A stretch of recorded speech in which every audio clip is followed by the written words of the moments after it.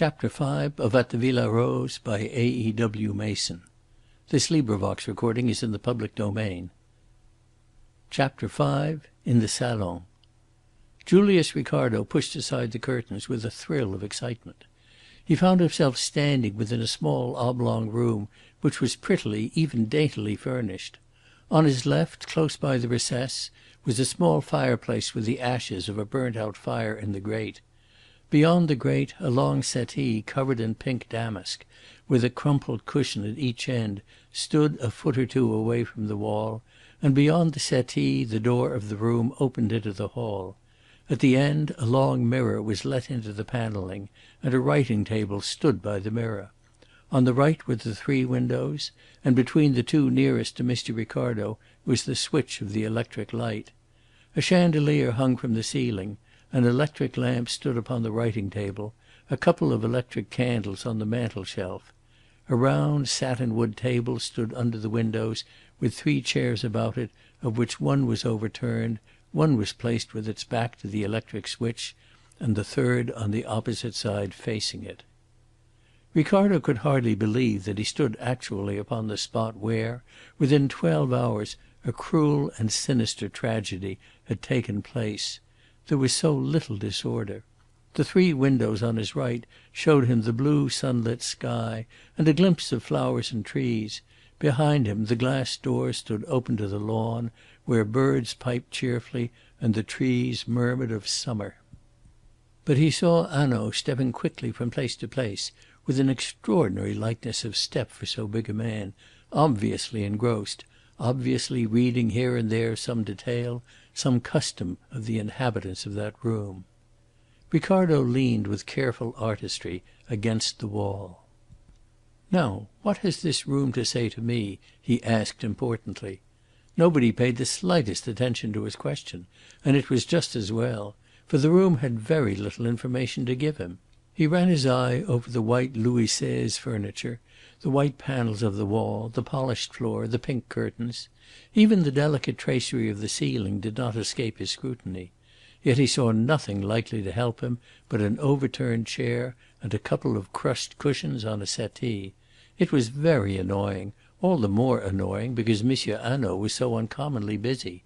Hanaud looked carefully at the long settee and the crumpled cushions, and he took out his measure and measured the distance between the cushion at one end and the cushion at the other. He examined the table, he measured the distance between the chairs, he came to the fireplace and raked in the ashes of the burnt-out fire. But Ricardo noticed a singular thing. In the midst of his search Hanaud's eyes were always straying back to the settee, and always with a look of extreme perplexity, as if he read there something, definitely something, but something which he could not explain. Finally he went back to it. He drew it farther away from the wall, and suddenly with a little cry he stooped and went down on his knees. When he rose he was holding some torn fragments of paper in his hand. He went over to the writing table and opened the blotting book. Where it fell open there were some sheets of notepaper, and one particular sheet of which half had been torn off. He compared the pieces which he held with that torn sheet and seemed satisfied. There was a rack for notepaper upon the table, and from it he took a stiff card. "Get me some gum or paste, and quickly," he said. His voice had become brusque, the politeness had gone from his address. He carried the card and the fragments of paper to the round table. There he sat down and, with infinite patience, gummed the fragments onto the card, fitting them together like the pieces of a Chinese puzzle. The others over his shoulders could see spaced words, written in pencil, taking shape as a sentence upon the card. Hanaud turned abruptly in his seat toward Wethermill. "You have, no doubt, a letter written by Mademoiselle Celie?" Wethermill took his letter case from his pocket and a letter out of the case. He hesitated for a moment as he glanced over what was written. The 4 sheets were covered. He folded back the letter so that only the 2 inner sheets were visible, and handed it to Hanaud. Hanaud compared it with the handwriting upon the card. "Look," he said at length, and the 3 men gathered behind him. On the card the gummed fragments of paper revealed a sentence. "Je ne sais pas." "I do not know," said Ricardo. "Now this is very important." Beside the card Celia's letter to Wethermill was laid. "What do you think?" asked Hanaud. Besnard, the Commissaire of Police, bent over Hanaud's shoulder. "There are strong resemblances," he said guardedly. Ricardo was on the look out for deep mysteries. Resemblances were not enough for him. They were inadequate to the artistic needs of the situation. "Both were written by the same hand," he said definitely, "only in the sentence written upon the card the handwriting is carefully disguised." "Ah!" said the Commissaire, bending forward again. "Here is an idea. Yes, yes, there are strong differences." Ricardo looked triumphant. "Yes, there are differences," said Hanaud. "Look how long the upstroke of the P is, how it wavers. See how suddenly this S straggles off, as though some emotion made the hand shake. Yet this," and touching Wethermill's letter he smiled ruefully, "this is where the emotion should have affected the pen." He looked up at Wethermill's face and then said quietly: "You have given us no opinion, monsieur. Yet your opinion should be the most valuable of all. Were these two papers written by the same hand?" "I do not know," answered Wethermill. "And I too," cried Hanaud in a sudden exasperation. "Je ne sais pas. I do not know. It may be her hand carelessly counterfeited. It may be her hand disguised. It may be simply that she wrote in a hurry with her gloves on." "It may have been written some time ago," said Mr. Ricardo, encouraged by his success to another suggestion. "No, that is the one thing it could not have been," said Hanaud. "Look round the room. Was there ever a room better tended? Find me a little pile of dust in any one corner if you can. It is all as clean as a plate. Every morning, except this one morning, this room has been swept and polished. The paper was written and torn up yesterday." He enclosed the card in an envelope as he spoke, and placed it in his pocket. Then he rose and crossed again to the settee. He stood at the side of it with his hands clutching the lapels of his coat and his face gravely troubled. After a few moments of silence for himself, of suspense for all the others who watched him, he stopped suddenly. Slowly and with extraordinary care he pushed his hands under the head cushion and lifted it up gently so that the indentation of its surface might not be disarranged. He carried it over to the light of the open window. The cushion was covered with silk, and as he held it to the sunlight all could see a small brown stain. Hanaud took his magnifying glass from his pocket and bent his head over the cushion. But at that moment, careful though he had been, the down swelled up within the cushion, the folds and indentations disappeared, the silk covering was stretched smooth. "Oh!" cried Besnard tragically. "What have you done?" Hanaud's face flushed. He had been guilty of a clumsiness, even he. Mr. Ricardo took up the tale. "Yes," he exclaimed, "what have you done?" Hanaud looked at Ricardo in amazement at his audacity.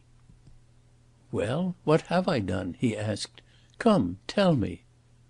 "You have destroyed a clue," replied Ricardo impressively.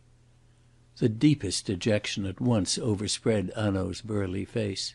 "Don't say that, Monsieur Ricardo. I beseech you," he implored. "A clue! And I have destroyed it! But what kind of a clue? And how have I destroyed it? And to what mystery would it be a clue if I hadn't destroyed it? And what will become of me when I go back to Paris and say in the Rue de Jérusalem, 'Let me sweep the cellars, my good friends, for Monsieur Ricardo knows that I destroyed a clue. Faithfully he promised me that he would not open his mouth, but I destroyed a clue, and his perspicacity forced him into speech.'" It was the turn of Monsieur Ricardo to grow red. Hanaud turned with a smile to Besnard. "It does not really matter whether the creases in this cushion remain," he said. "We have all seen them." And he replaced the glass in his pocket. He carried that cushion back and replaced it. Then he took the other, which lay at the foot of the settee, and carried it in its turn to the window. This was indented too, and ridged up, and just at the marks the nap of the silk was worn, and there was a slit where it had been cut. The perplexity upon Hanaud's face greatly increased. He stood with the cushion in his hands, no longer looking at it, but looking out through the doors at the footsteps so clearly defined, the footsteps of a girl who had run from this room and sprung into a motor car and driven away. He shook his head, and, carrying back the cushion, laid it carefully down. Then he stood erect, gazed about the room as though even yet he might force its secrets out from its silence, and cried with a sudden violence: "There is something here, gentlemen, which I do not understand." Mr. Ricardo heard some one beside him draw a deep breath, and turned. Wethermill stood at his elbow. A faint colour had come back to his cheeks. His eyes were fixed intently upon Hanaud's face. "What do you think?" he asked, and Hanaud replied brusquely: "It's not my business to hold opinions, monsieur. My business is to make sure." There was one point, and only one, of which he had made every one in that room sure. He had started confident. Here was a sordid crime, easily understood. But in that room he had read something which had troubled him, which had raised the sordid crime on to some higher and perplexing level. "Then Monsieur Fleuriot, after all, might be right?" asked the Commissaire timidly. Hanaud stared at him for a second, then smiled. "L'affaire Dreyfus?" he cried. "Oh, la la la! No, but there is something else." What was that something? Ricardo asked himself. He looked once more about the room. He did not find his answer, but he caught sight of an ornament upon the wall which drove the question from his mind. The ornament, if so it could be called, was a painted tambourine, with a bunch of bright ribbons tied to its rim, and it was hung upon the wall between the settee and the fireplace at about the height of a man's head. Of course it might be no more than it seemed to be, a rather gaudy and vulgar toy, such as a woman like Madame Dauvray would be very likely to choose in order to dress her walls. But it swept Ricardo's thoughts back of a sudden to the concert hall at Leamington and the apparatus of a spiritualistic show. After all, he reflected triumphantly, Hanaud had not noticed everything, and as he made the reflection Hanaud's voice broke in to corroborate him. "We have seen everything here. Let us go upstairs," he said. "We will first visit the room of Mademoiselle Celie. Then we will question the maid, Helene Vauquier." The four men, followed by Perrichet, passed out by the door into the hall and mounted the stairs. Celia's room was in the southwest angle of the villa, a bright and airy room, of which one window overlooked the road, and two others, between which stood the dressing table, the garden. Behind the room a door led into a little white tiled bathroom. Some towels were tumbled upon the floor beside the bath. In the bedroom a dark grey frock of tussore and a petticoat were flung carelessly on the bed. A big grey hat of Ottoman silk was lying upon a chest of drawers in the recess of a window, and upon a chair a little pile of fine linen and a pair of grey silk stockings, which matched in shade the grey suede shoes, were tossed in a heap. "It was here that you saw the light at 9:30?" Hanaud said, turning to Perrichet. "Yes, monsieur," replied Perrichet. "We may assume, then, that Mademoiselle Celie was changing her dress at that time?"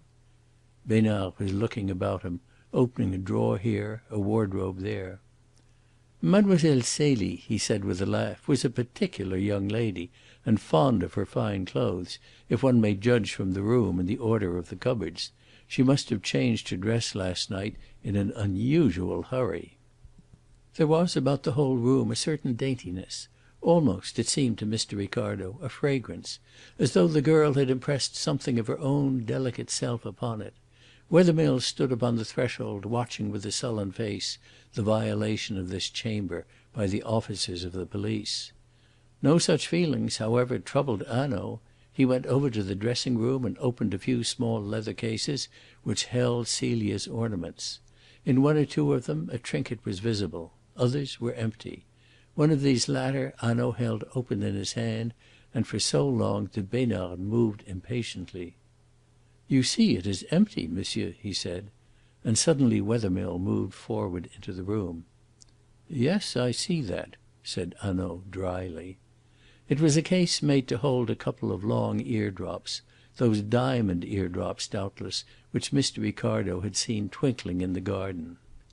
"Will monsieur let me see?" asked Wethermill, and he took the case in his hands.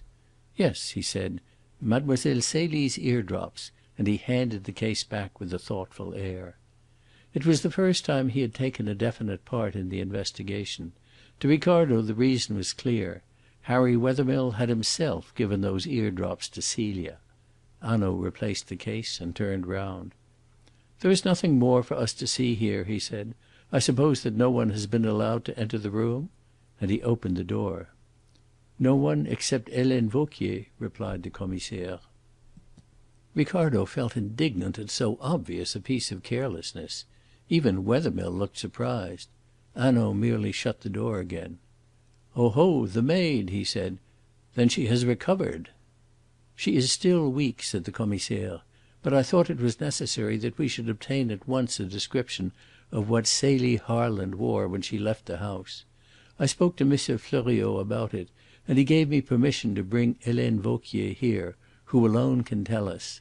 I brought her here myself just before you came. She looked through the girl's wardrobe to see what was missing." "Was she alone in the room?" "Not for a moment," said M. Besnard haughtily. "Really, monsieur, we are not so ignorant of how an affair of this kind should be conducted. I was in the room myself the whole time, with my eye upon her." "That was just before I came," said Hanaud.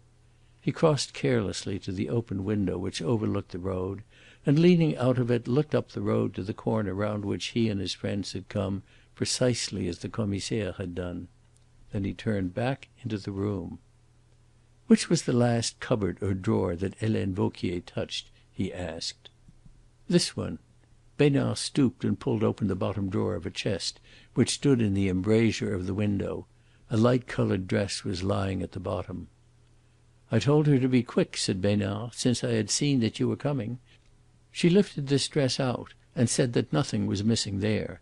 So I took her back to her room and left her with the nurse." Hanaud lifted the light dress from the drawer, shook it out in front of the window, twirled it round, snatched up a corner of it and held it to his eyes, and then, folding it quickly, replaced it in the drawer. "Now show me the first drawer she touched." And this time he lifted out a petticoat, and taking it to the window, examined it with a greater care. When he had finished with it he handed it to Ricardo to put away, and stood for a moment or two thoughtful and absorbed. Ricardo in his turn examined the petticoat, but he could see nothing unusual. It was an attractive petticoat, dainty with frills and lace, but it was hardly a thing to grow thoughtful over. He looked up in perplexity and saw that Hanaud was watching his investigations with a smile of amusement. "When Monsieur Ricardo has put that away," he said, "we will hear what Helene Vauquier has to tell us." He passed out of the door at last, and locking it, placed the key in his pocket. "Helene Vauquier's room is, I think, upstairs," he said, and he moved towards the staircase. But as he did so a man in plain clothes who had been waiting upon the landing stepped forward.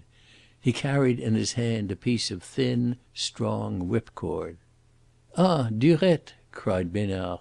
"Monsieur Hanaud, I sent Durette this morning round the shops of Aix with the cord which was found knotted round Madame Dauvray's neck." Hanaud advanced quickly to the man. "Well, did you discover anything?" "Yes, monsieur," said Durette. "At the shop of Monsieur Corval in the Rue du Casino, a young lady in a dark grey frock and hat bought some cord of this kind at a few minutes after 9 last night. It was just as the shop was being closed. I showed Corval the photograph of Celia Harland which Monsieur le Commissaire gave me out of Madame Dauvray's room, and he identified it as the portrait of the girl who had bought the cord." Complete silence followed upon Durette's words.